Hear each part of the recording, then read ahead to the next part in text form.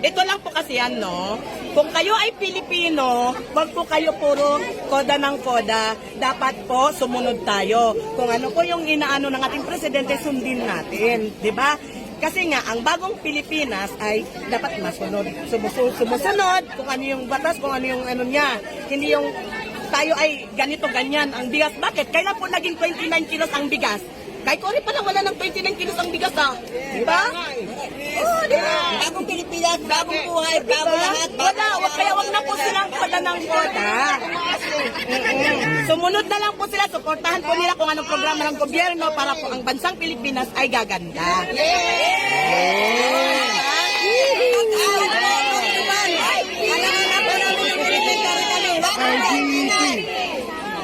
Excuse me po, hindi po kami bayad. Actually, last September 7, kami pa po yung nagbigay kano, bawat isa, 500, tama?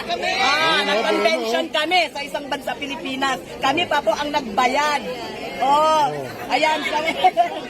Meron pa kami mga naka-Pilipinyana pa kami. Hanapin niyo po yung binares, kalabas doon. Ako, 1,000 dinulit ko.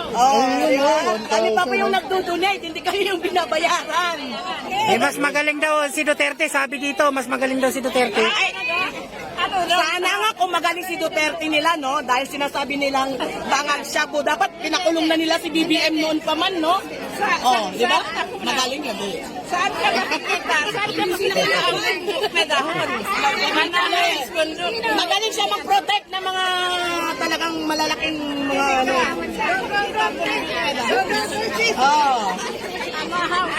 Wala pong hindi po siya magaling kasi kung magaling siya, wala na sanang napamatay lang naman nila yung mga mahihirap eh. Sabi dito, papasukin daw ang ICC. Dapat! Papasukin daw ang ICC, sabi rito. Dapat lang! Bakit po? Dapat lang para po yung mga naging kanilang biktima, mananagot sila. Ayun na yan. Kababayan Mindanao din ako, no? Pero marami nagmamahal din sa kanya. Pero doon po, talagang mahal nyo ang bansang Pilipinas, dapat fair. Hindi yung puro batikos, fair lang. Huwag babatikos, huwag kayo koda ng koda. Kung wala ka lang din na ambag, tama na yung ambag yung tax niyo, tama. Nagtatax din naman kami eh, di ba? May trabaho tayo, nagtatax tayo, pero kung wala tayong may ambag, sumunod na lang tayo. Para ang gandang ang bansang Pilipinas, magaganda. Sumunod at umayon. Huwag po tayo mag-negative. Kung mahalin niyo ang Pilipinas, sumunod. Huwag mag-negative.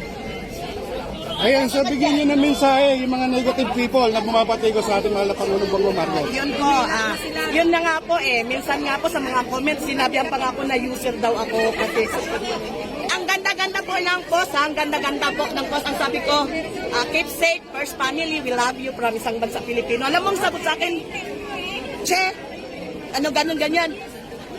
Di ngayon, sino ngayon ang bangag? Di ba? Ang ganda ng mensahe, ang ganda ng post, tapos silang mag-comment ng ganun. Sila yung bangag, di ba? Para sa akin, mahalan na lang tayo, magkaisa tayo. Magkaisa. Kung mahal yung bansa. Wala tayo magpatikusan. Duterte pa rin daw, nakalagay dito. Wala kami pakialam. Kung Duterte kayo, Marcos kami. Wala kami pakialam po. Sige, go. Choice Sino niyo ba po yun? yan. Duterte pa rin? Oo, choice niyo po rin yan. Kasi tingnan niyo po kung ang daming maganda ng tao.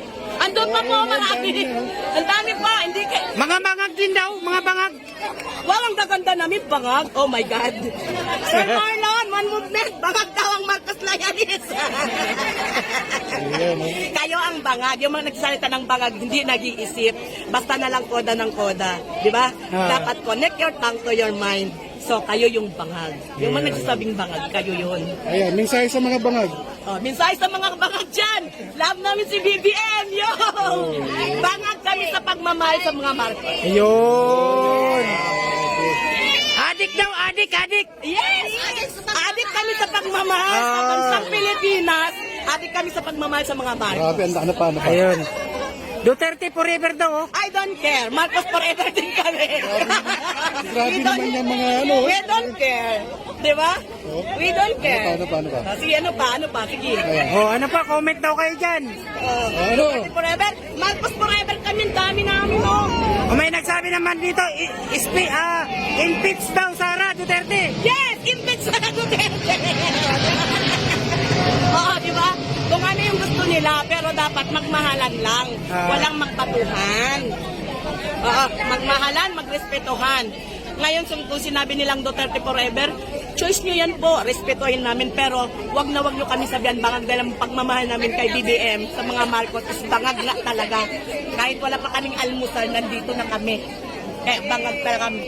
Sa pagmamahal sa ating bayan, sa mga Marcos.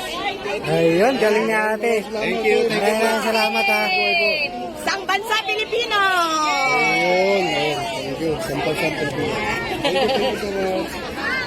Ayan ha. Grabe si ate ha. Thank you. Napaka... Ano talaga oh. Hanap pa tayo rito pre. Hanap pa tayo.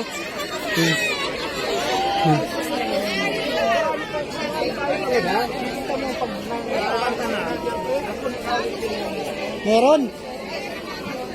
Oh, ayan ha. Ang dami niya no. Mga loyalista natin no. Mga ayan oh. Kumakaway-kaway pa sila nanay oh. Oh. Oh, di ba? Oh, mga bayad ba? Mga loyalista? Oh, walang bayad, walang bayad. Oh, walang bayad ba ang loyalista? Oh, masaya.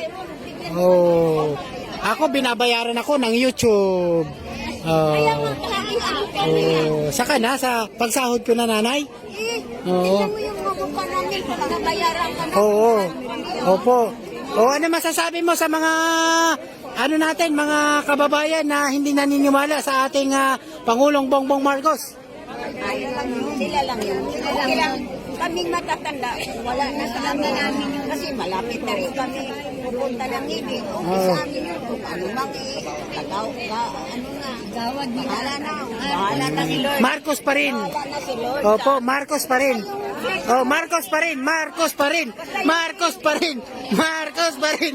Marcos pa rin. Loyalist kami sa kanya. Oh, loyalist, loyalist, loyalist. Marcos pa rin. Marcos pa rin. Oh. Mga walang kain pa yan, ha? Oh. Di ba? Mga kababayan, ha? Oh, ang dami yan, oh.